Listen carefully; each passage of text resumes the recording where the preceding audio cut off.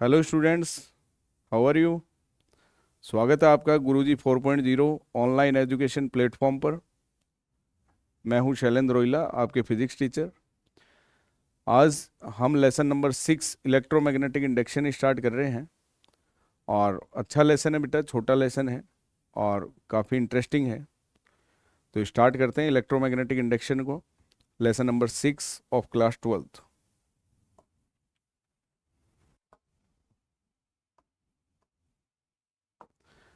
देखिए बेटा,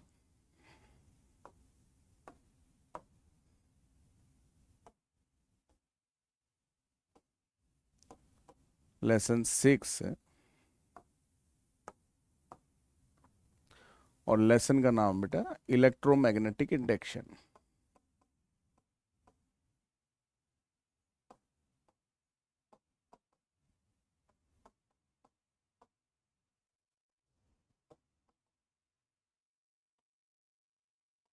ठीक है, चलो स्टार्ट करते हैं।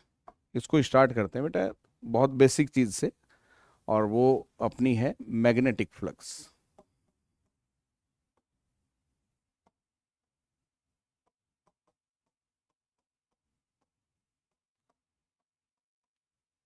मैग्नेटिक फ्लक्स, ठीक है।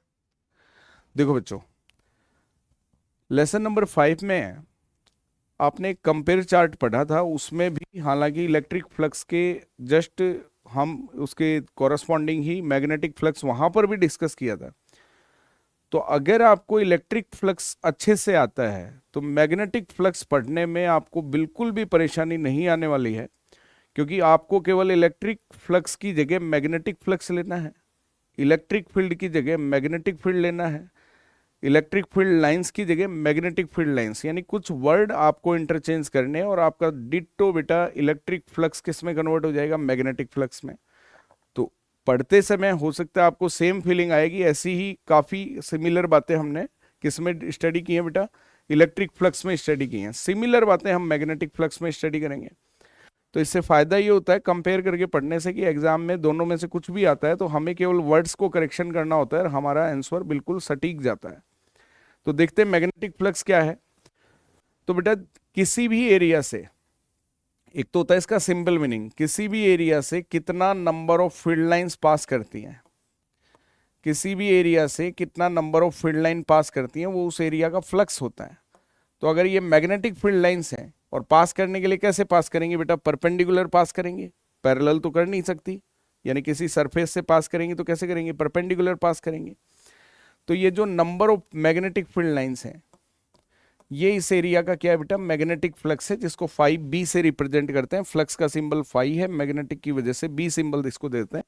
तो सिंपल मीनिंग तो आप ये कह सकते हैं, number of magnetic field lines, number of magnetic field lines passing perpendicularly from any surface area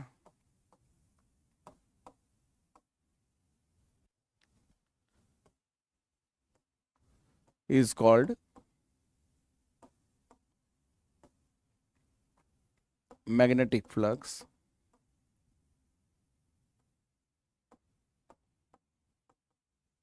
associated by that area।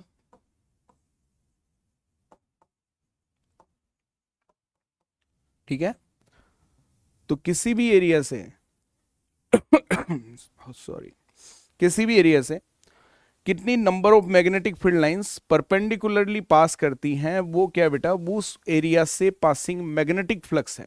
ठीक है, रिप्रेजेंट किससे करेंगे बच्चों, 5b से रिप्रेजेंट करेंगे। और कैसी क्वांटिटी है, एक स्केलर क्वांटिटी है और 5b से रिप्रेजेंट करते हैं। तो इसको फॉर्मूले में कैसे डालते हैं, तो बेटा फॉर्मूला इसका क्या है,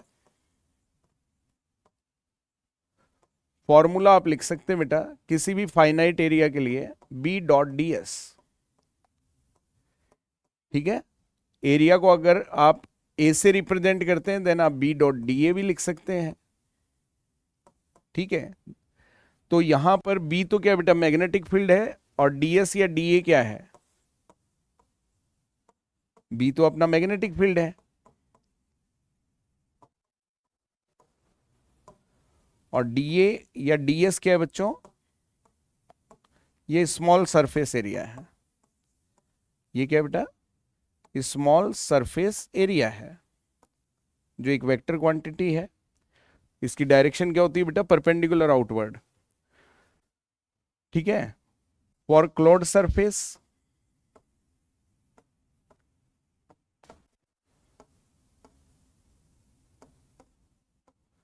किसी क्लोज्ड सरफेस के लिए आप क्या कर सकते हैं बेटा, इंटीग्रेशन में आप क्लोज्ड सरफेस का सिंबल लगा दें, ठीक है।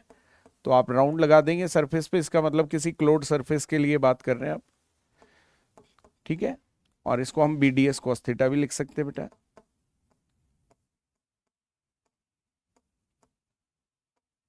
क्योंकि हम जानते हैं दो वेक्टर्स का स्केलर प्रोडक्ट जो होता है वो ए बी कॉस थीटा होता है,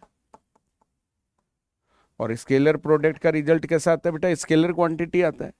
देन हम ये भी कह सकते हैं स्केलर क्वांटिटी। अब फॉर्मूला बेस्ड डेफिनेशन कैसे दे सकते हैं, फॉर्मूला बेस्ड डेफिनेशन कह सकते हैं कि मैग्नेटिक फील्ड और स्मॉल सरफेस एरिया का स्केलर प्रोडक्ट ही क्या है बेटा, मैग्नेटिक फ्लक्स है। तो हम इसको फॉर्मूला बेस्ड अगर डेफिनेशन देना चाहें, देन हम कह सकते हैं scalar product of magnetic field and A small surface area is called magnetic flux.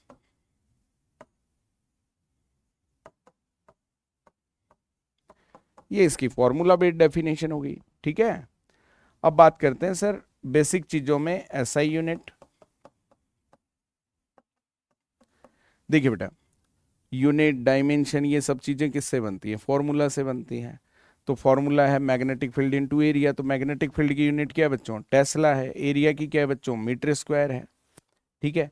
अगर आप इसको शॉर्ट यूनिट में लिखना चाहते हैं देन आप वेबर भी लिख सकते हैं बेटा, ऐसा यूनिट इसकी शॉर्ट यूनिट क्या होती है, वेबर। तो वेबर का सिंबल क्या होता है बेटा, डब्ल्यू बी, ठीक है। और इसको अगर मैग्नेटिक फील्ड को आप न्यूटन अपॉन एम्पियर मीटर लेते हैं, मैग्नेटिक फील्ड को क्या लेते हैं बेटा, अगर टेस्ला का न्यूटन अपॉन एम्पियर मीटर कह सकते हैं आप। तो अगर न्यूटन अपॉन एम्पियर मीटर लेते हैं देन मैग्नेटिक फ्लक्स की क्या होगी बेटा, न्यूटन अपॉन एम्पियर मीटर आपका फील्ड की हो गई, और एरिया की क्या हो गई, मीटर स्क्वायर हो गई। देन आप इसको अदर यूनिट में क्या लिख सकते हैं बेटा, न्यूटन मीटर अपॉन एम्पियर, ये भी दे सकते हैं, ठीक है। तो यूनिट तो आप कई तरीके से दिखा सकते हैं, बाकी शॉर्ट यूनिट अगर बात करें तो वेबर आप यूज कर सकते हैं। डायमेंशन की बात करें तो आपको मैग्नेटिक फील्ड की डायमेंशन के साथ एरिया का एल स्क्वायर ऐड करना है, ठीक है। तो बेटा मैग्नेटिक फील्ड की आप इसी से देखो क्या बन सकती है, हालांकि बना चुके हैं आप लेसन नंबर 4 में। जैसे इससे बनाते हैं, न्यूटन की जगह आप क्या ले सकते हैं, m1 L1 T-2 ले सकते हैं बच्चों। एम्पियर की एम्पियर ही रहती है और मीटर की L1 हो गई, तो L1 कैंसिल हो जाती है। तो मैग्नेटिक फील्ड की है बेटा m1T-2 A inverse. Magnetic field की आपकी डायमेंशन क्या है, m1T-2 एंड A इनवर्स, ठीक है। तो अपन इसकी डायमेंशन बनाएं m1T-2 A इनवर्स, ये तो आपकी मैग्नेटिक फील्ड की होगी, इनटू एरिया, एरिया की क्या हो गई बेटा, एल स्क्वायर हो गई, ठीक है। देन फाइनल डायमेंशन आपकी क्या बन गई बच्चों, m1L2T-2 A इनवर्स, ठीक है। ये आपकी फाइनल डायमेंशन हो गई फ्लक्स की। और कैसी क्वांटिटी है, it is a scalar quantity. ये कैसी क्वांटिटी है बच्चों, स्केलर क्वांटिटी है, ठीक है। अब बात करते हैं इसके डिफरेंट वैल्यूज की। तो बेटा कभी भी आपको दो वेक्टर्स का स्केलर प्रोडक्ट देता है, या कभी भी किसी फॉर्मूले में दो वेक्टर्स का वेक्टर प्रोडक्ट देता है, देन जैसे टॉर्क है पी ई साइन थीटा है, ठीक है, पोटेंशियल एनर्जी है U equal to minus P cos theta है। देन कहीं भी आपको दो वेक्टर्स का स्केलर या वेक्टर प्रोडक्ट आता है, तो मैं हमेशा बच्चों को कहता हूं कि तीन केस पे हमेशा डिस्कस कीजिए। वो तीन केस क्या है, थीटा 0 डिग्री, 90 डिग्री, 180 डिग्री। यानी दोनों वेक्टर सेम डायरेक्शन में हो, देन रिजल्ट्स क्या होंगे। जब दोनों वेक्टर परपेंडिकुलर हो, देन रिजल्ट्स क्या होंगे। जब दोनों वेक्टर अपोजिट डायरेक्शन में हो, देन रिजल्ट्स क्या होंगे। तो वो 3 केस हम यहाँ भी स्टडी कर लेते हैं। तो स्पेशल केसेस में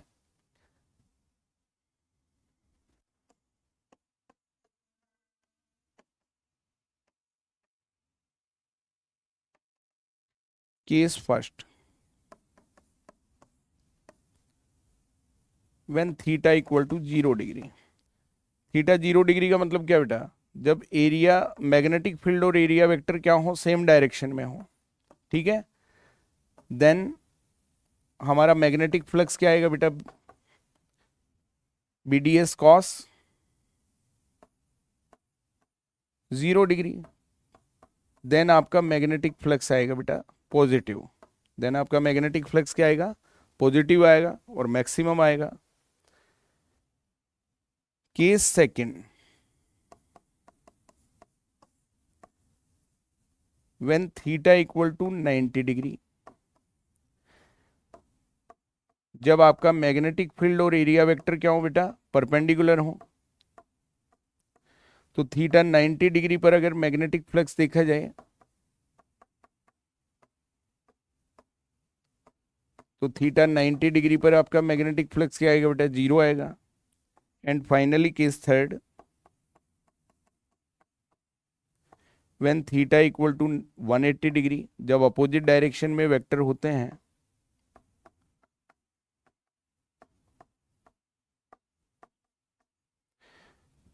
देन आपका थीटा कितना बन जाएगा बेटा, 180 degree. Then magnetic flux will be BDS cos 180 degree. cos 180 क्या होता है बेटा, -1 होता है। Then minus BDS।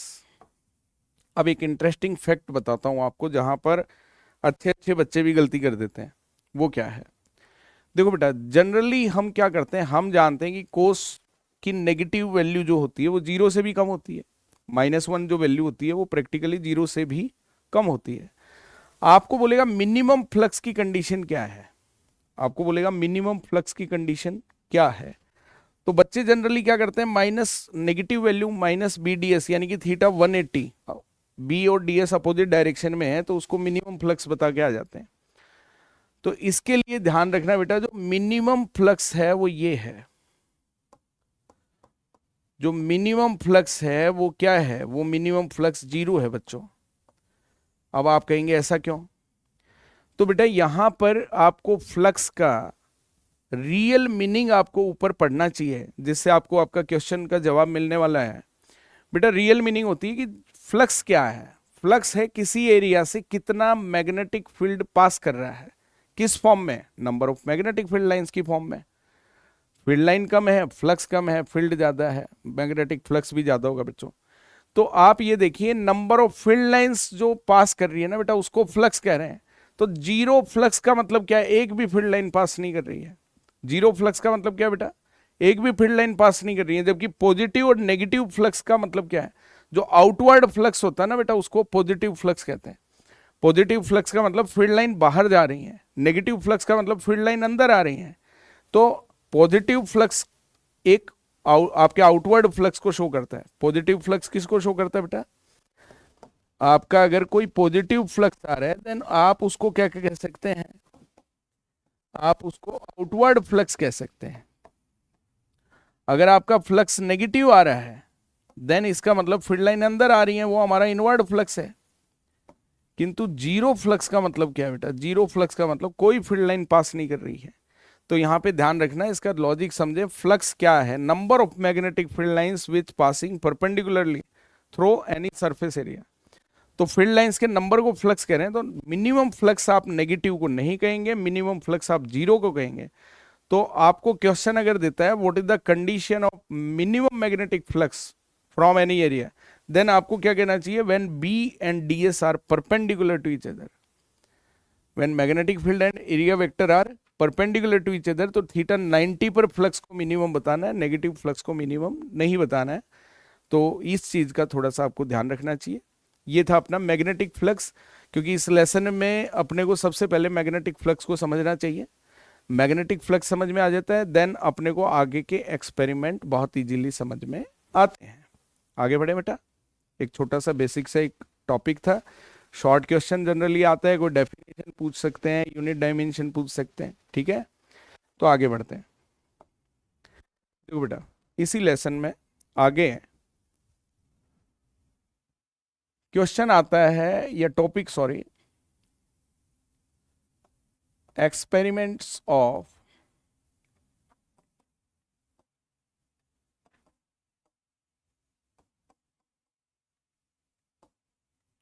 फैराडे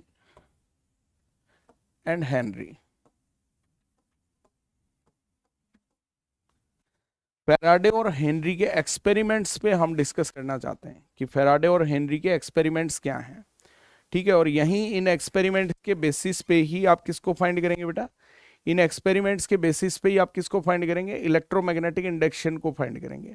यानी आपको ये अभी पता चलने वाला है कि इलेक्ट्रोमैग्नेटिक इंडक्शन क्या चीज है, ठीक है। तो देखिए बेटा, इन्होंने क्या एक्सपेरिमेंट किए। नंबर फर्स्ट, इन्होंने क्या किया बेटा, एक कोइल ली। क्या ली, एक कोइल ली, नाम इसका सी रख देते हैं, और इसके साथ एक गैल्वेनोमीटर को अटैच किया। इसके साथ किसको अटैच किया बच्चों, एक गैल्वेनोमीटर को इसने अटैच किया, ठीक है। और इसके पास में एक मैग्नेट लेके आते हैं। इसके पास में क्या लेके आते हैं बेटा, एक मैग्नेट लेके आते हैं, जिसका एक नॉर्थ पोल है और एक क्या है बच्चों, साउथ पोल है। अब जब मैग्नेट लेके आते हैं तो आपको भी पता है, मैग्नेट है तो मैग्नेटिक फील्ड लाइंस भी होंगी, मैग्नेट है तो इसकी मैग्नेटिक फील्ड लाइंस भी होंगी। तो अब जो साउथ से एंटर कर रही है फील्ड लाइन और नॉर्थ से बाहर निकल रही है,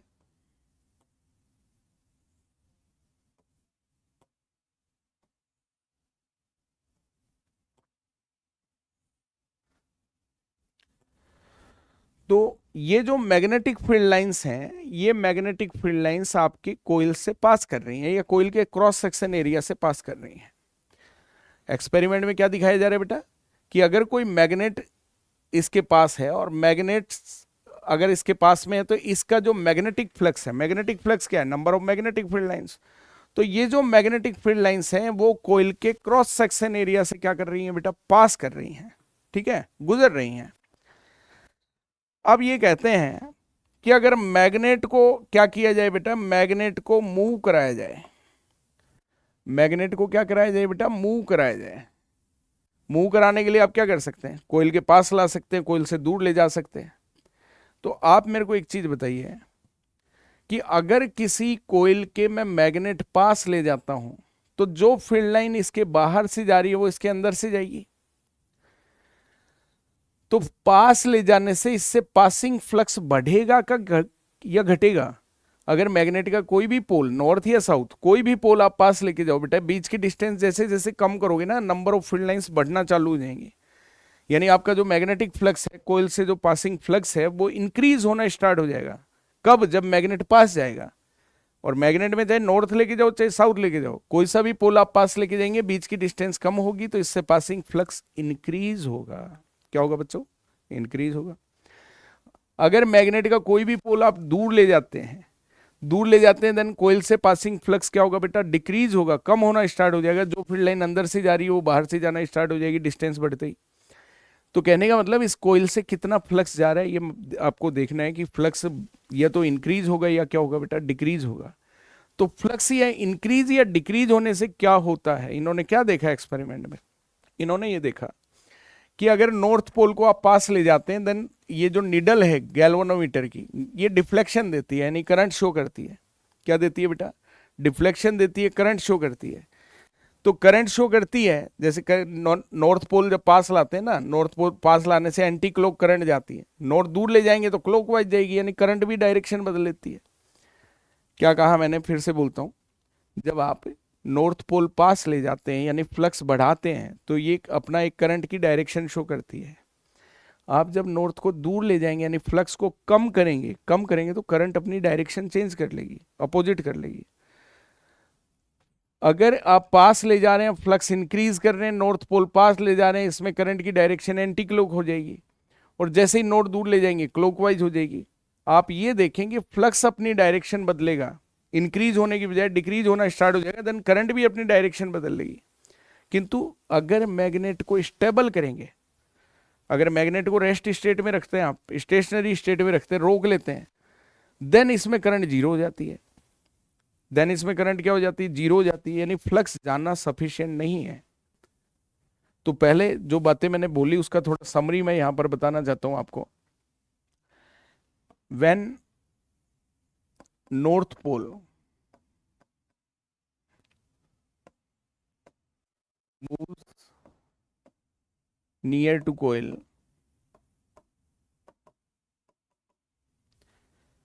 when north pole move away from the coil,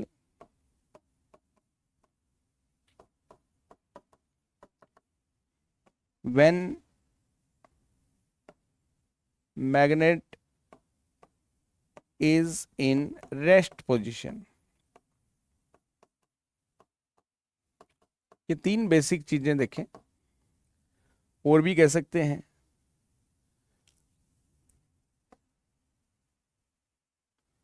when velocity of magnet increases।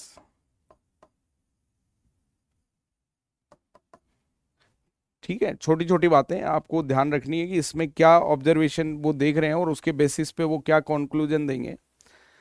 तो इसमें देखते हैं कि इन्होंने क्या क्या देखा। देखो, जैसे नॉर्थ पोल इन्होंने क्या लेके गए, ये पास लेके गए, तो गैल्वेनोमीटर की निडल क्या करती है? निडल डिफ्लेक्ट होती है। Galvanometer shows the deflection, galvanometer shows the deflection, that is current flows through the circuit।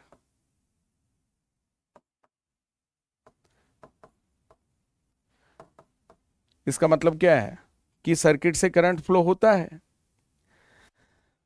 Second case में नॉर्थ पोल आप क्या ले जाते हैं? दूर ले जाते हैं, दूर ले जाते हैं, देन जो निडल है गैल्वेनोमीटर की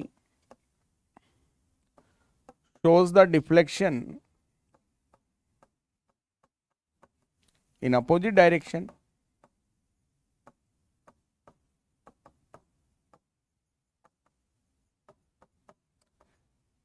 जो गैल्वेनोमीटर की निडल है वो डिफ्लेक्शन तो शो करेगी, किंतु अपोजिट डायरेक्शन में शो करेगी। जब आपका मैग्नेट रेस्ट स्टेट में आता है तो ये ध्यान रहे, इसमें फ्लक्स तो पास कर रहा है बच्चों, किंतु वो फ्लक्स चेंज नहीं हो रहा है। तो फ्लक्स अगर कांस्टेंट आप रखते हैं, देन गैल्वेनोमीटर का जीरो डिफ्लेक्शन स्टेट आ जाता है। गैल्वेनोमीटर किस में चला जाता है बेटा? जीरो डिफ्लेक्शन स्टेट में चला जाता है, यानी इसकी निडल हमको करंट जो दिखाती है गैल्वेनोमीटर की करंट जीरो हो जाती है, यानी सर्किट से कोई करंट फ्लो नहीं हो रहा। और आप ये भी ध्यान रखें, इस कोयल के साथ गैल्वेनोमीटर के अलावा कुछ नहीं है, कोई करंट सोर्स नहीं है। ठीक है। फाइनली अगर मैग्नेट की स्पीड आप बढ़ा दें, मैग्नेट की स्पीड क्या कर दें? बढ़ा दें। आप मैग्नेट को क्या करें? तेजी से पास लेके आए या तेजी से दूर लेके जाए, देन आपको करंट ज्यादा मिलती है बेटा। देन इनमें इस केस में इन्होंने क्या देखा? When velocity of magnet increases, जब मैग्नेट की स्पीड आप बढ़ा देते हैं, then deflection also increases. Deflection भी ज्यादा मिलता है, यानी करंट भी ज्यादा आती है, करंट का वैल्यू भी बढ़ जाता है। ठीक है। तो ये चीजें इन्होंने इन एक्सपेरिमेंट में देखी। हम लास्ट में डिस्कस करते हैं कि इन्होंने एक्सपेरिमेंट एक नहीं है बेटा, 3 एक्सपेरिमेंट है, 3 डायग्राम आपको बताएंगे, और तीनों डायग्राम का फिर कंक्लूजन डिस्कस करेंगे कि क्या कंक्लूजन इन्होंने अपने एक्सपेरिमेंट के बेस पे दिया। तो देखो, सेकंड अगर इसको रिपीट करते हैं, इसी एक्सपेरिमेंट को अलग तरीके से देखा जाए, पहले वही कोइल अपनी, इस कोइल का नाम C1 रख देते हैं, ये अपना गैल्वेनोमीटर है, इसके पास में एक दूसरी कोयल ले लेते हैं, इसमें बैटरी कनेक्ट कर देंगे। दूसरी कोयल का नाम रख देते हैं बच्चों C2, ठीक है। और इस कोयल के साथ क्या कर दी इन्होंने, बैटरी कनेक्ट कर दी। इन्होंने बैटरी कनेक्ट कर दी, ठीक है। अब इसमें तो करंट फ्लो कर दिया इन्होंने। अब दो कोयल लिया तो दो कोयल से क्या होने वाला है ये देखते हैं भाई। तो सेकंड केस में इन्होंने क्या किया, एक कोयल जो अपनी C1 है, फर्स्ट कोयल है जो, तो उसके साथ एक गैल्वेनोमीटर, कोई करंट सोर्स नहीं है, ओनली गैल्वेनोमीटर करंट चेक करने के लिए। और इनिशियली गैल्वेनोमीटर की नीडल 0 पे रहती है बिल्कुल बीच में, ठीक है। सेकंड में उन्होंने सेकंड कोयल के साथ क्या किया, एक बैटरी को कनेक्ट कर दिया, बैटरी से करंट फ्लो कर दिया। अब आप जानते हैं बच्चों कि अगर आप किसी बैटरी से किसी कोयल में करंट फ्लो करेंगे, ठीक है, अब ये करंट जाएगा तो ये मैग्नेटिक फील्ड बनेगा कि नहीं बताओ। इससे मैग्नेटिक फील्ड बनेगा कि नहीं, जिसको आप मैग्नेटिक फ्लक्स या मैग्नेटिक फील्ड लाइन से ड्रॉ करेंगे। आप भी जानते हैं लेसन 4 में आपने ये पढ़ा था कि अगर करंट सर्कुलर होती है, अगर करंट क्या होती है बेटा, सर्कुलर, देन अंगूठा किसको बताता है, मैग्नेटिक फील्ड को। तो अगर इस C2 में करंट सर्कुलर जा रही है, C2 में करंट क्या जा रही है बेटा, सर्कुलर जा रही है, देन हमारा thumb, right hand thumb rule बहुत जगह काम आता है, ध्यान रखना। जब करंट हमारी सर्कुलर जा रही है, देन मैग्नेटिक फील्ड कौन बताता है, थंब बताता है। अब मैग्नेटिक फील्ड को किससे दिखाओगे, मैग्नेटिक फील्ड लाइन से। अगर आपकी सर्कुलर करंट्स हैं, देन करंट की डायरेक्शन में तो फिंगर्स हैं, तो करंट की डायरेक्शन में फिंगर, देन थंब किसको बता रहे हैं, मैग्नेटिक फील्ड को। अब मैग्नेटिक फील्ड को किससे दिखाओगे, मैग्नेटिक फील्ड लाइन से। तो C2 से मैग्नेटिक फ्लक्स पास कर रहा है, C2 के क्रॉस सेक्शन एरिया से क्या पास कर रहा है बेटा, मैग्नेटिक फ्लक्स पास कर रहा है। तो अब इस C2 के पास में C1 रखी है, C2 के पास में C1 रखी है, तो इसका मैग्नेटिक फ्लक्स इस C1 से भी पास करेगा। इसका मैग्नेटिक फ्लक्स क्या करेगा बेटा, C1 से भी पास करेगा। ऐसा कोई जरूरी नहीं कि सारी की सारी फील्ड लाइन इससे जाए, किंतु आपका C2 का फ्लक्स जो है वो C1 से भी पास करेगा। ये कोई जरूरी नहीं कि सारी फील्ड लाइन जाएंगी, वो डिपेंड करता है इनकी डिस्टेंस पे, कुछ बाहर से भी जाएंगी, ठीक है। तो मैं दोनों ही दिखा देता हूँ, कोई कंफ्यूजन नहीं रहना चाहिए। कुछ फ्लक्स आपका C2 का इसके C1 के अंदर से जा रहा है, कुछ बाहर से जा रहा है, ठीक है। तो इसमें आपने देखा कि C2 का फ्लक्स C1 से भी कनेक्ट हो जाता है। C2 का फ्लक्स क्या हो जाता है बेटा, C1 से भी कनेक्ट हो जाता है। तो इसमें इन्होंने सिमिलरली, आप केवल ये देखें, जैसे मैग्नेट का फ्लक्स सीट कोयल से पास कर रहा था, पहले भाई फ्लक्स बना रहा था मैग्नेट, अब की बार फ्लक्स बना रही है कोयल C2, करंट कैरिंग कोयल C2। तो C2 करंट कैरिंग कोयल है, तो ये अपना मैग्नेटिक फ्लक्स क्रिएट कर रही है और इसका फ्लक्स C1 से भी जा रहा है। तो आप कहेंगे सर बात तो वही है, मैग्नेट का फ्लक्स इससे जा रहा था, अब की बार C2 का फ्लक्स जा रहा है। बिल्कुल यही समझना है हमें। ये क्या करने वाला बेटा, ये एक जैसे ऑब्जर्वेशन कई एक्सपेरिमेंट में ऑब्जर्व करेगा। ये देखेगा कि एक्सपेरिमेंट को कैसे भी अगर कंडक्ट किया जाए, परफॉर्म किया जाए, देन रिजल्ट सिमिलर रहते हैं। अब रिजल्ट सिमिलर है, इसका मतलब यहाँ पे जो फैक्ट ये देखना चाहते हैं, जिसे हम इलेक्ट्रोमैग्नेटिक इंडक्शन की फॉर्म में पढ़ेंगे, वो फैक्ट सब में सिमिलर है। इसका मतलब ये जो स्टेटमेंट देने वाले हैं या जो लो देने वाले हैं वो सही है। तो इसमें भी इन्होंने देखो सेम चीजें क्या देखी, जब C2 का फ्लक्स C1 से जाता है, जैसे ही जाएगा आपका मोमेंट्री डिफ्लेक्शन आके 0 हो जाएगा। मोमेंट्री डिफ्लेक्शन इसलिए क्षण भर के लिए, क्योंकि फ्लक्स जाते ही कांस्टेंट हो जाता है। अब यहां भी जो इंपॉर्टेंट पार्ट है यहां पे है कि भाई करंट चाहिए तो आपको फ्लक्स चेंज करना होगा।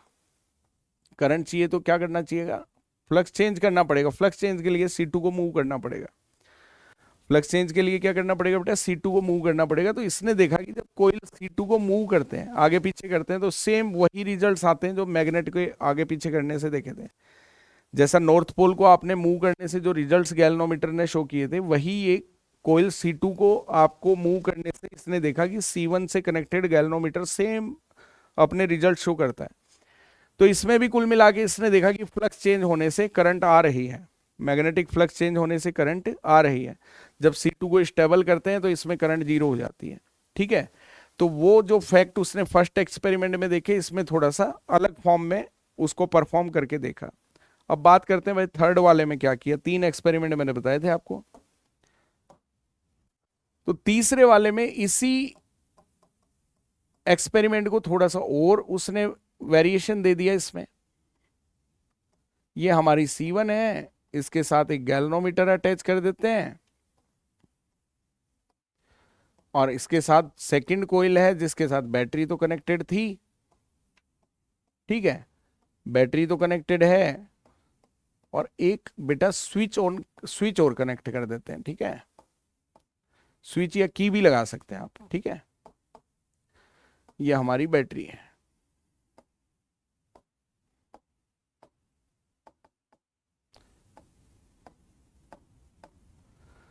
तो ये हमारी करंट कैरिंग कोइल फिर से हमने ले ली है, ठीक है, और ये हमारी करंट पास कर रही है इससे। तो C2 से हम करंट फ्लो कर रहे हैं, ठीक है।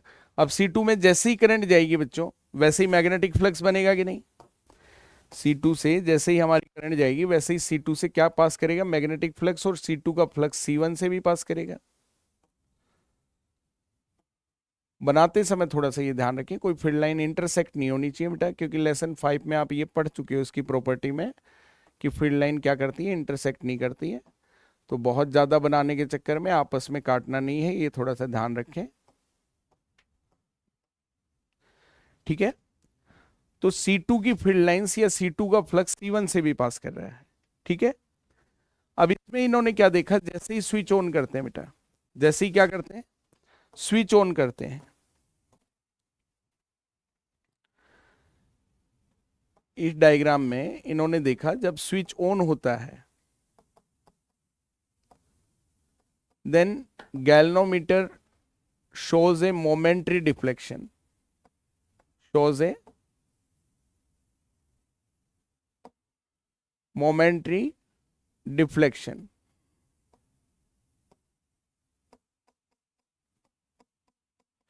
एक क्षण भर के लिए ये डिफ्लेक्शन शो करता है, ठीक है। और जब स्विच ऑफ करते हैं,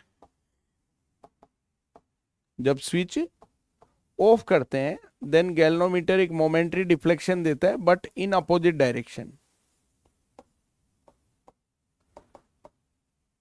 इन अपोजिट डायरेक्शन। एक आप ये कह सकते हैं, अगर कंटिन्यूअस अगर स्विच को ऑन या ऑफ रखा जाता है, कॉन्टिन्यूअस अगर स्विच को क्या रखा जाता है बेटा, ऑन या ऑफ रखा जाता है, देन जो हमारा गैल्वेनोमीटर है वो जीरो डिफ्लेक्शन स्टेट में रहता है। वो कौन सी स्टेट में रहता है बेटा, जीरो डिफ्लेक्शन स्टेट में रहता है, यानी करंट हमारी क्या रहती है, जीरो रहती है। तो बात ये है कि अगर आप लगातार ऑन ऑफ रखेंगे देन, ऑन रखें, ऑफ तो करने से फ्लक्स ही नहीं जा रहा, ऑन भी करेंगे देन फ्लक्स तो जाएगा किंतु वो कांस्टेंट हो जाएगा। यहां पे जैसे मैंने क्या कहा कि मैग्नेट को अगर स्टेबल रखें, रेस्ट पोजीशन में रखें तो करंट जीरो है, तो रेस्ट पोजीशन में रखते हैं तो फ्लक्स तो पास करता है ना, फ्लक्स पास करता है किंतु वो चेंज नहीं हो रहा है।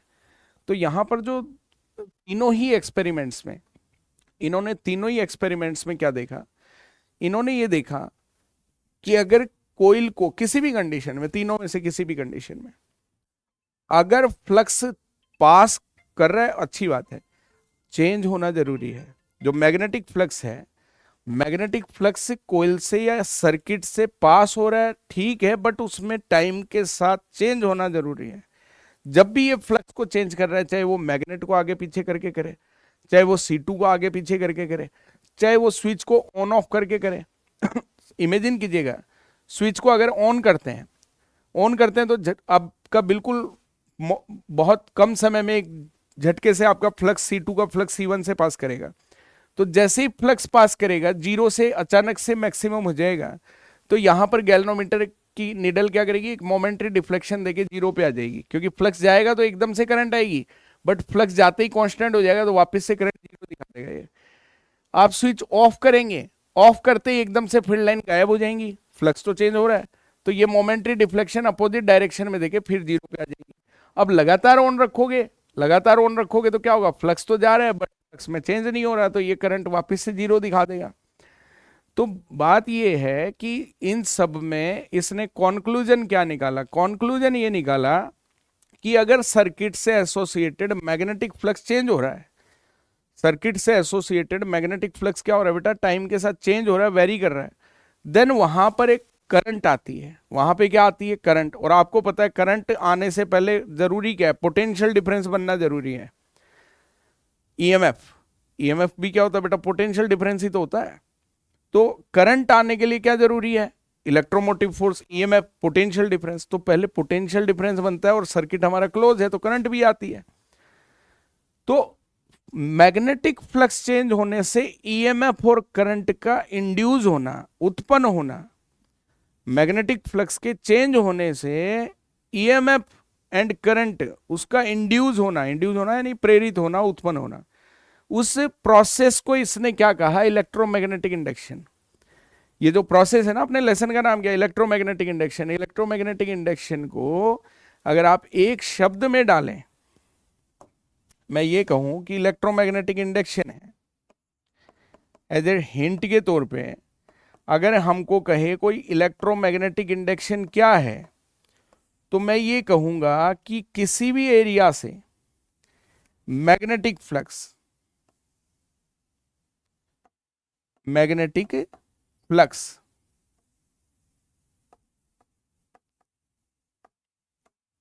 एसोसिएटेड विद एनी सर्किट और कॉइल, सॉरी, तो मैग्नेटिक फ्लक्स जो होता है वो टाइम के साथ क्या होना चाहिए बेटा, चेंज होना चाहिए। और चेंज होने से उसमें इंड्यूस्ड ईएमएफ है एंड इंड्यूस्ड करंट है, ये अगर प्रोड्यूस हो जाते हैं,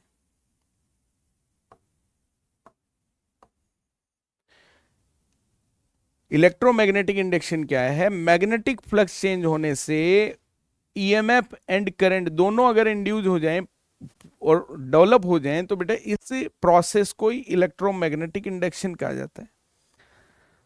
तो इन एक्सपेरिमेंट्स के बेसिस पे फैराडे और हेनरी ने जो एक्सपेरिमेंट्स किए उनमें जो रूल्स आते हैं, इसके बाद जो लॉज आते हैं उसको बोलते हैं बेटा फैराडेज लॉ। अब जो लॉ आने वाले हैं ना, लेसन आगे बढ़ने वाला है, तो उसमें क्या आते हैं, फिर फैराडेज लॉ आते हैं। तो ये वो एक्सपेरिमेंट्स हैं जिनके बेसिस पे वो अपने लॉ रिप्रेजेंट करते हैं या गिव करते हैं।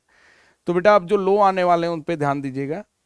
अब जो लेसन का मेन पार्ट है अपन स्टार्ट कर रहे हैं, तो वो पार्ट क्या है बेटा, फैराडेज लॉ। अपना टॉपिक क्या आने वाला है बेटा, फैराडेज लॉ, ठीक है। तो फैराडेज लॉ पे डिस्कस करते हैं।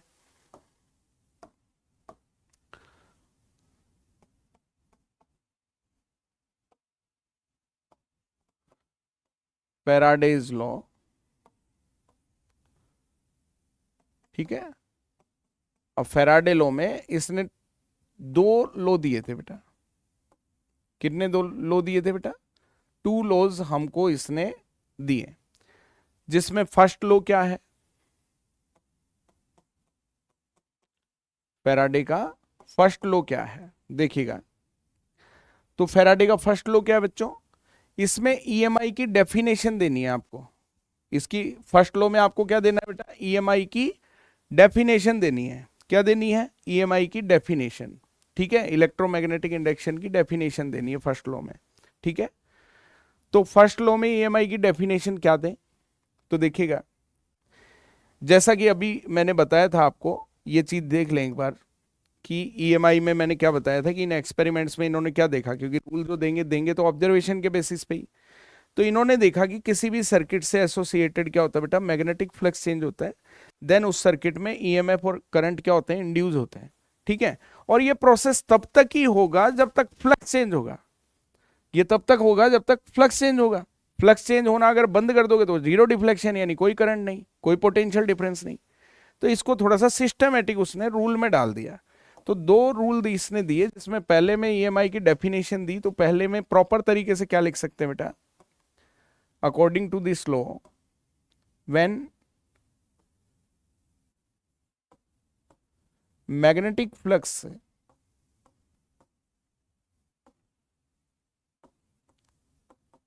Associated with a circuit or coil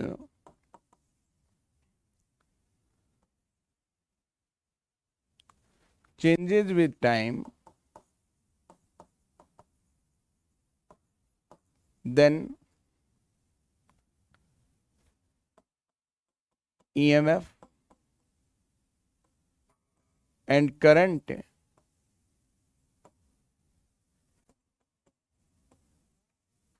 induced,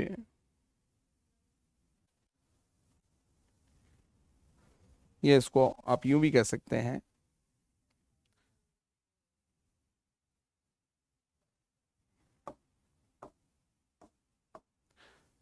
then induced EMF and induced current,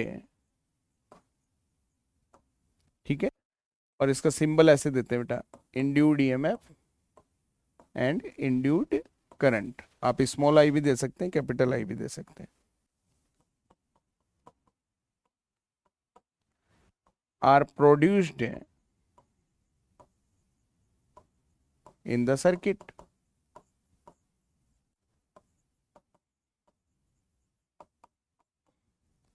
ठीक है। जब मैग्नेटिक फ्लक्स चेंज करता है देन इंड्यूस्ड ईएमएफ और करंट क्या होते हैं बेटा, प्रोड्यूस होते हैं। दिस प्रोसेस, ये कब तक होगा बेटा, जब तक फ्लक्स चेंज होगा, ठीक है, टिल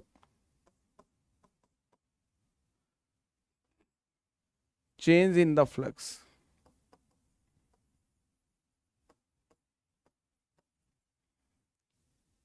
इन सर्किट, ठीक है। तो दिस फिनोमिना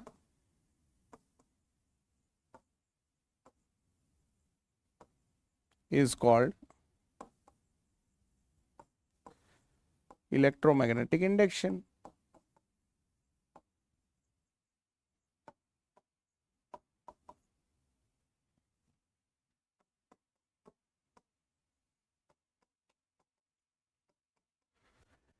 ये जो फिनोमिना है, ये जो प्रोसेस है, ये क्या बेटा, इलेक्ट्रोमैग्नेटिक इंडक्शन है। तो थोड़ा रीड करिए इसको, ये वही चीज है जो अभी हमने एक्सपेरिमेंट्स में देखी।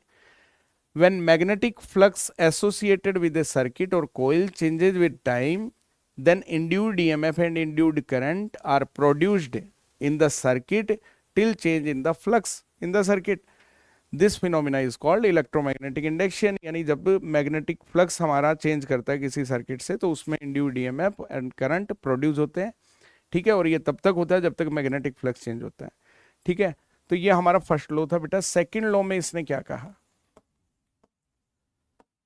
सेकंड लॉ में इसने क्या कहा, सेकंड लॉ में इसने इस इंड्यूस्ड ईएमएफ को डिफाइन किया बेटा।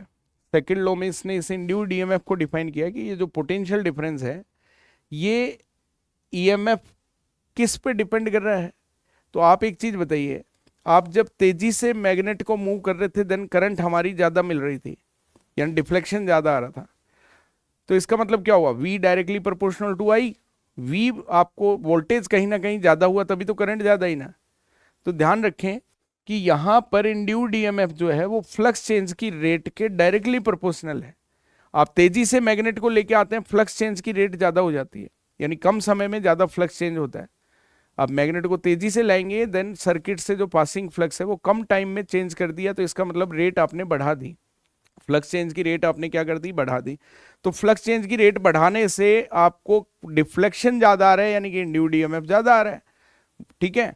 तो इसको इसने फॉर्मूला में कैसे डाला बेटा, फॉर्मूला में इसने डाला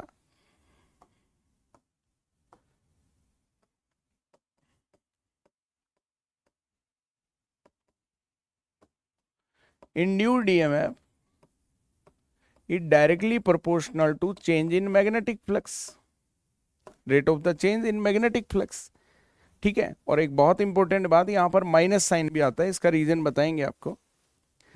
तो इसने कहा कि जो आपका इंड्यूस्ड ईएमएफ है वो फ्लक्स चेंज की रेट के क्या होता है बेटा, डायरेक्टली प्रोपोर्शनल होता है। तो इसको एज ए लैंग्वेज में हम क्या लिख सकते हैं,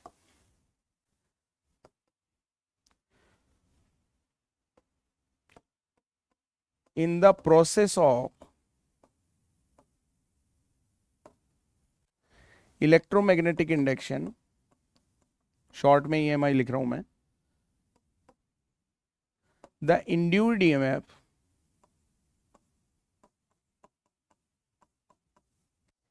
in the circuit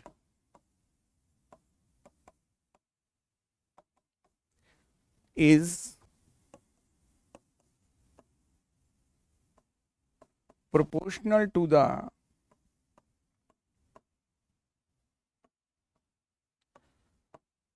rate of change in magnetic flux in circuit। तो देखिए बेटा, तो यहां पर इंड्यूस्ड ईएमएफ क्या है बेटा, मैग्नेटिक फ्लक्स में चेंज की रेट के डायरेक्टली प्रोपोर्शनल है। तो आपने इसी को लैंग्वेज में डालना है, क्योंकि खाली आपको अगर पूछता है right the Faraday's law of electromagnetic induction, तो खाली फॉर्मूला लिख के नहीं आ सकते, उसकी लैंग्वेज भी लिखनी पड़ती है। In the process of electromagnetic induction the induced EMF in the circuit is proportional to the rate of change in magnetic flux, ठीक है, इन सर्किट। तो ये इसका मैथमेटिकल फॉर्म है, ये इसका क्या है, मैथमेटिकल फॉर्म है। माइनस साइन का रीजन मैं बता देता हूं। माइनस साइन जो है उसका रीजन है कि बेटा जो इंड्यूस्ड ईएमएफ होता है वो फ्लक्स चेंज को अपोज करता है। माइनस साइन का रीजन है जो इंड्यूस्ड ईएमएफ है कैसे करता है वो आगे अभी समझाएंगे आपको। Opposes the change in flux, जो इंड्यूस्ड ईएमएफ है वो फ्लक्स चेंज को अपोज करता है। अपोज करने का मतलब क्या बेटा, बढ़ते हुए फ्लक्स, अगर फ्लक्स आपका या तो देखो फ्लक्स या तो आपका इंक्रीज होगा या डिक्रीज होगा, तो बढ़ते हुए फ्लक्स को तो ये कम करने की कोशिश करते हैं, कम होते हुए फ्लक्स को बढ़ाने की कोशिश करते हैं, यानी मेंटेन करने की कोशिश करते हैं। ये नहीं चाहते कि फ्लक्स बढ़े या घटे, तो ये क्या करते हैं, उसको अपोज करते हैं। तो अपोज करने के लिए अपन यहाँ पे माइनस साइन इसके साथ ये रिप्रेजेंट करते हैं। तो माइनस साइन ये चाहता है, माइनस साइन ये बताना चाहता है कि यहाँ पर इंड्यूस्ड ईएमएफ जो है वो इसके डायरेक्टली प्रोपोर्शनल तो है, बट माइनस साइन ये बताता है कि इंड्यूस्ड ईएमएफ फ्लक्स चेंज को अपोज करता है। कैसे करता है, ये लेंज लॉ में आपको बहुत अच्छे से समझ में आएगा। अगला टॉपिक अपना लेंज लॉ ही है, जो एनर्जी कंजर्वेशन पे बेस्ड है। लेंज लॉ में आपको इस करंट की डायरेक्शन के बारे में पता चलेगा कि करंट की डायरेक्शन कैसे फाइंड की जाती है, या कैसे इसमें डिसाइड होती है कि सर्किट में करंट की डायरेक्शन कैसे आएगी। तो अब देखते हैं बेटा, इसको आगे मैथमेटिकली अगर बढ़ाना चाहें तो कैसे बढ़ा सकते हैं इस फॉर्मूले को। तो ये तो इसका स्टार्टिंग इनिशियल जो फॉर्म है वो है। आगे आप बढ़ाना चाहें देन आप क्या ले सकते हैं, कांस्टेंट ले सकते हैं बेटा। तो कांस्टेंट हम के दिखा देते हैं, और यहां पर बेटा कांस्टेंट की वैल्यू होती है 1। जो कांस्टेंट की वैल्यू होती है वो क्या होती है, 1। देन ये हमारा फॉर्मूला बन जाता है induced EMF equal to minus d∅v upon dt। ठीक है, आप कहें कि सर मैग्नीट्यूड में लिखना चाहते हैं तो मैग्नीट्यूड में आप लिखेंगे तो आप माइनस साइन को अवॉइड कर सकते हैं, d∅v अपॉन dt। आप कहें for n turns of coil,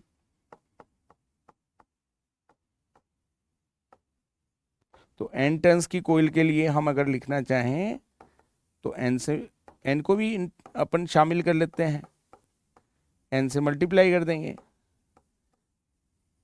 भाई एक टर्न के अंदर फ्लक्स चेंज हो रहा है d∅v dt, तो n टर्न्स में कितना हो जाएगा, n d∅v अपॉन dt। तो ये अपना n टर्न्स की कॉइल के लिए हो गया है। ठीक है, तो ये आपके फेराडेज लॉ है बेटा, जो आपके सामने दिखाई दे रहे हैं ना, इनको क्या बोलते हैं, फेराडेज लॉ। क्या बोलते हैं बच्चों, फेराडेज लॉ। तो फेराडे लॉ में क्या है देखिएगा, फेराडे लॉ में पहले तो ये देखो दो लॉ हैं। कितने लॉ बच्चों, दो लॉ हैं। एक में ईएमआई की डेफिनेशन आती है। तो ईएमआई की डेफिनेशन में आप बोलते हो मैग्नेटिक फ्लक्स, अगर किसी सर्किट या कोइल से एसोसिएटेड मैग्नेटिक फ्लक्स चेंज होता है देन उसमें क्या आता है बेटा, उसमें इंड्यूस्ड ईएमएफ और करंट प्रोड्यूस होते हैं। तो ये प्रोसेस जो है, फिनोमिना है, ये इलेक्ट्रोमैग्नेटिक इंडक्शन कहलाती है। This phenomena is called electromagnetic induction. Second में आप ये कहते हैं कि जो इस इलेक्ट्रोमैग्नेटिक इंडक्शन में जो इंड्यूस्ड ईएमएफ है वो फ्लक्स चेंज की रेट के क्या होता है, डायरेक्टली प्रोपोर्शनल होता है। और यहाँ पर आप कांस्टेंट के को 1 लेंगे देन आपका ये इस फॉर्म में आ जाएगा। मैग्नीट्यूड लेते हैं तो माइनस साइन आप हटा भी सकते हैं। माइनस साइन क्या बताता है, माइनस साइन ये बताता है कि इंड्यूस्ड ईएमएफ फ्लक्स चेंज को क्या करता है, अपोज करता है। ठीक है, तो अब आपको एक लेंस लो और बता देते हैं, ठीक है, और आगे बढ़ते हैं। देखो भाई,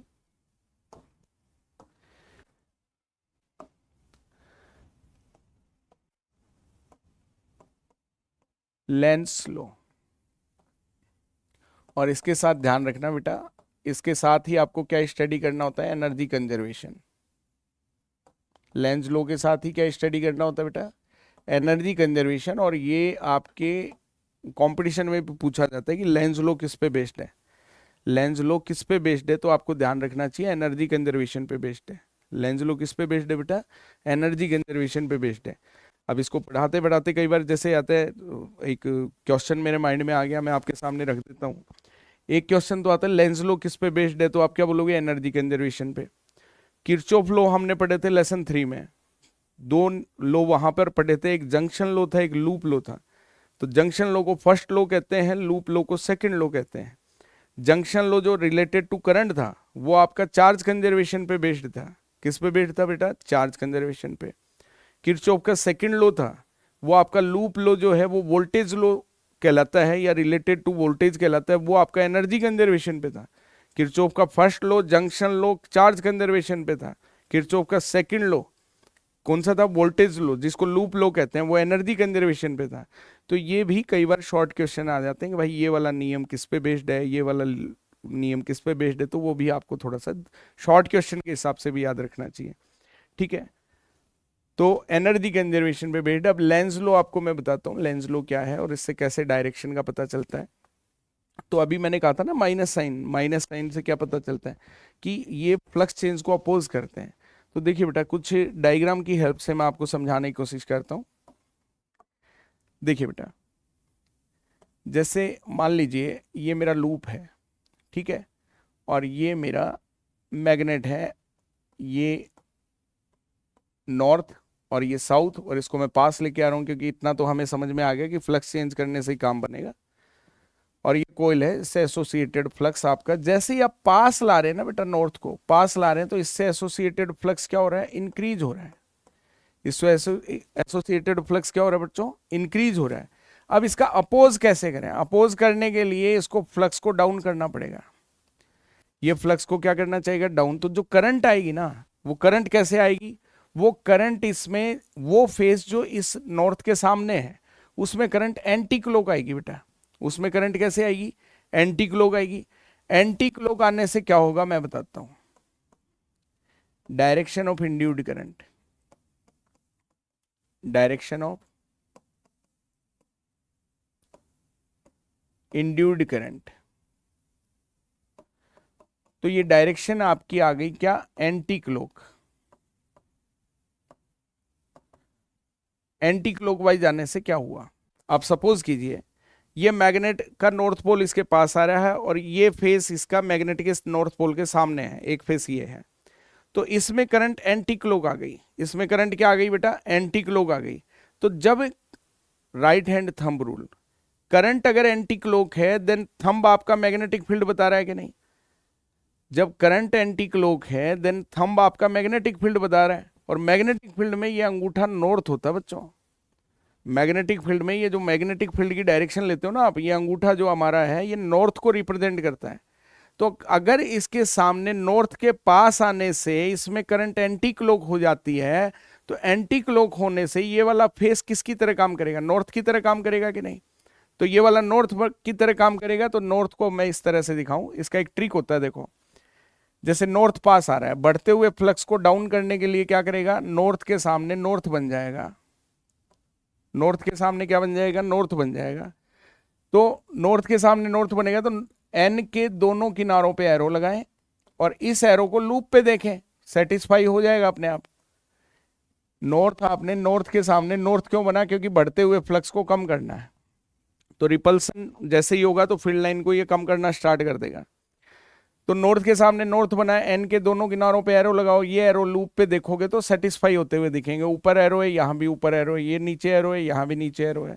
तो करंट आपकी एंटी क्लॉक होने से जो फेस आपका मैग्नेट के नॉर्थ के सामने है वो नॉर्थ की तरह बिहेव करता है, और नॉर्थ के सामने नॉर्थ आने से इनके बीच में रिपल्सन होता है। इनके बीच में क्या होता है बेटा, रिपल्सन होता है। तो रिपल्सन की वजह से क्या होता है, ये बढ़ते हुए फ्लक्स को कम करने की कोशिश करते हैं। तो बढ़ते हुए फ्लक्स को कम करना क्या हुआ, अपोज करना ही हुआ। ठीक है, ऐसे ही अगर मान लीजिए ये साउथ के, ये नॉर्थ को पास लाने की बजाय ये नॉर्थ को दूर लेके जा रहे हैं, ये नॉर्थ को पास लाने की बजाय क्या कर रहे हैं बेटा, नॉर्थ को दूर लेके जा रहे हैं। तो आप ये बताओ, दूर ले जाने से इससे पासिंग फ्लक्स को ये डाउन कर रहे हैं, कोयल से पासिंग जो फ्लक्स है वो क्या हुआ बेटा, डाउन हुआ। अब अपोज करने के लिए क्या करेंगे, कम होते हुए फ्लक्स को इंक्रीज करने की कोशिश करेंगे। करंट क्या चाहेगी, करंट ये चाहेगी कि जो फ्लक्स मैग्नेट के दूर जाने से कम हो रहा है उसको मैं इंक्रीज कर दूं। तो इंक्रीज करने के लिए क्या करंट क्या करेगी, अपनी डायरेक्शन क्लॉकवाइज ले लेगी। करंट अपनी डायरेक्शन कैसे ले लेगी, क्लॉकवाइज ले लेगी।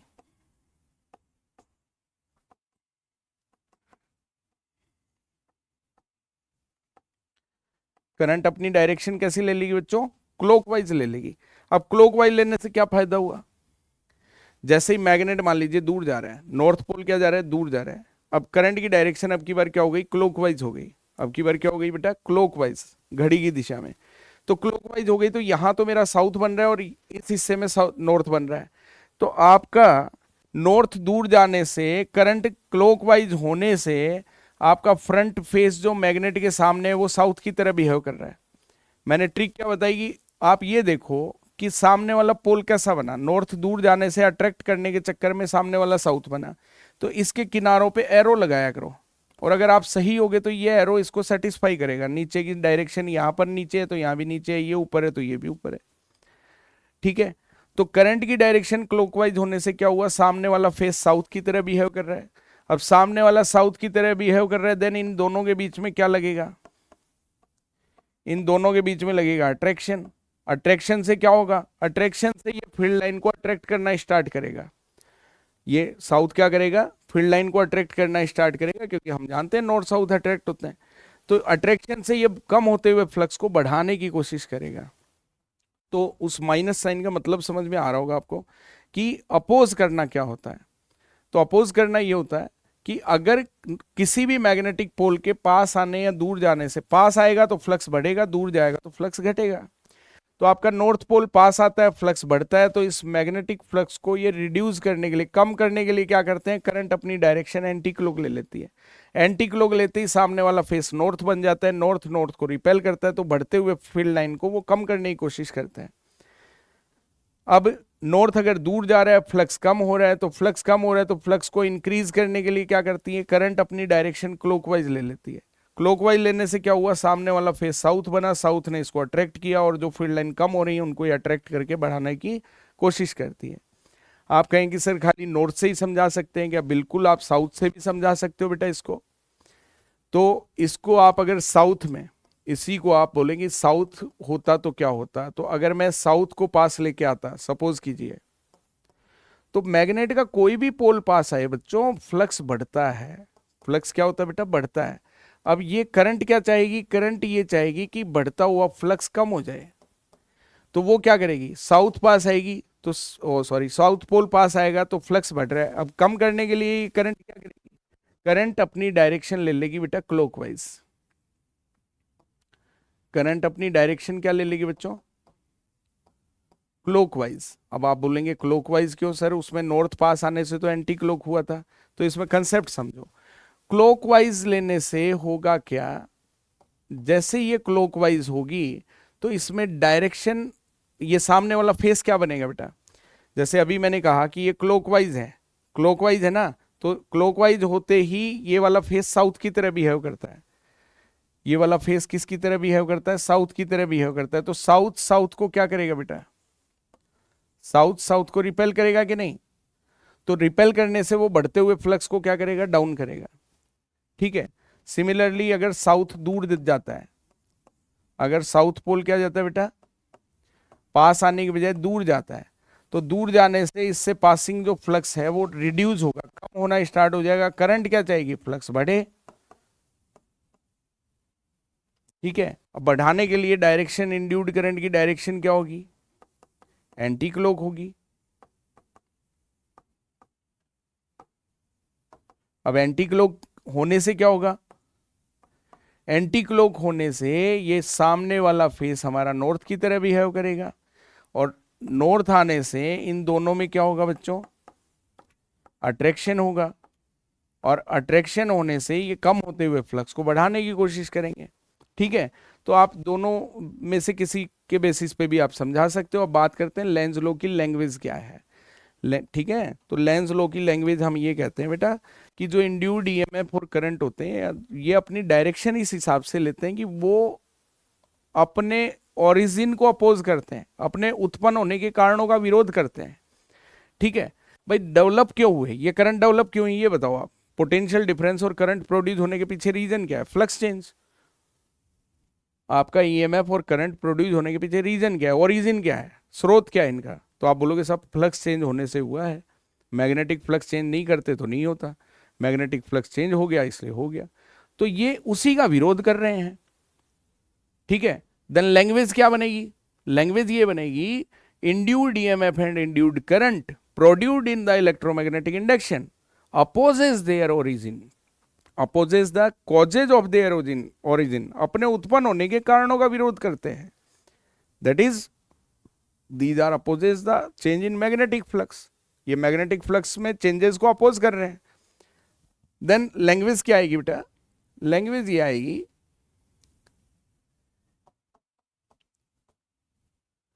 induced EMF and current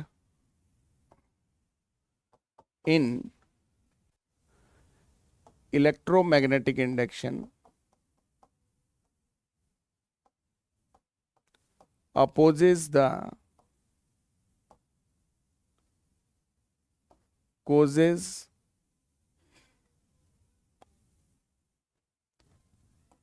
of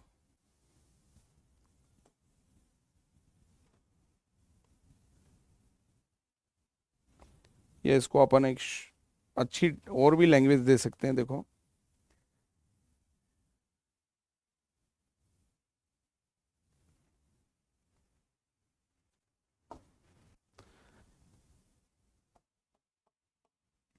induced EMF and current in EMI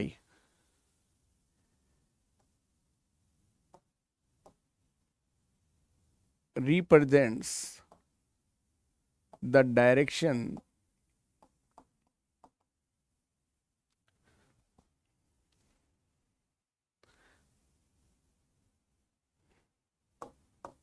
represent the direction in the circuit in such a way, यानी इस प्रकार से रिप्रेजेंट करते हैं, देन दे opposes the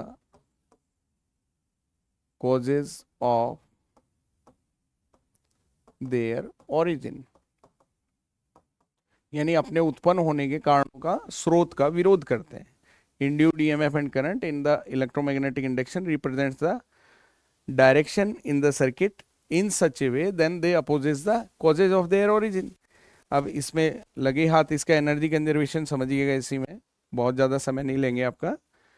देखो बेटा, नॉर्थ पास आया, नॉर्थ पास आया तो सामने वाले फेस ने नॉर्थ की तरह बिहेव किया, नॉर्थ की तरह बिहेव करते इनमें क्या हुआ, रिपल्सन हुआ। तो बेटा रिपल्सन होने से, अगर रिपल्सन होने से आप इसको पास लेके जा रहे हो, तो आपको नहीं लगता कि रिपल्सन के बावजूद आप इसको पास लेके जा रहे हो, then we have to work done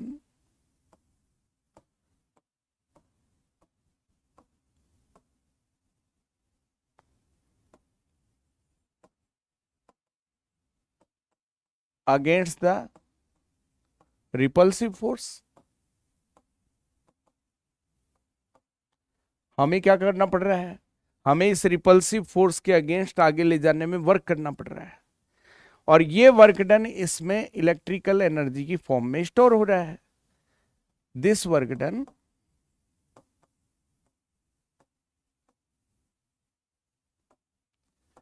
is stored in the form of electrical energy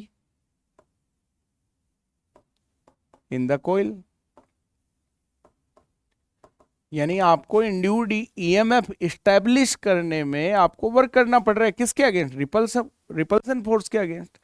तो जब हम नॉर्थ पास लेके जाते हैं, सामने वाला फेस नॉर्थ की तरह बिहेव करता है, देन दोनों के बीच में रिपल्सन होता है। अगर रिपल्सन के बावजूद हम नॉर्थ को पास ले जाते हैं, तो हमें नॉर्थ को पास ले जाने में रिपल्सिव फोर्स के अगेंस्ट क्या करना पड़ता है? वर्क करना पड़ता है, और वो वर्क इस कोयल में इलेक्ट्रिकल एनर्जी की फॉर्म में स्टोर हो जाता है। ठीक है, सिमिलरली आप कहें कि अगर नॉर्थ क्या जाता है बेटा? दूर जाता है। तो दूर जाता है तो दोनों में क्या करता है? सामने वाला फेस साउथ बन जाता है, दोनों के बीच में अट्रैक्शन फोर्स होता है। अट्रैक्शन के बावजूद आप इसको दूर ले जा रहे हो, देन दूर ले जाने में आप क्या कहते हो? वही वर्क डन होगा। आपकी बार वर्क डन किसके खिलाफ होगा? Repulsive force, sorry, attraction force के खिलाफ होगा। तो वर्क जो होता है, वर्क वो किसके अगेंस्ट होगा बेटा? आपकी बार work against the attractive force. अब की बार वर्क किसके अगेंस्ट हो रहा है बेटा? Attractive force. कोई आपको पास खींच रहा है, फिर भी आप दूर जा रहे हैं, तो आपको अट्रैक्शन के अगेंस्ट क्या करना पड़ेगा? वर्क करना पड़ेगा। वो वर्क ही आपका किस में स्टोर हो जाता है बेटा? This work, same language, this work is stored in the form of electrical energy।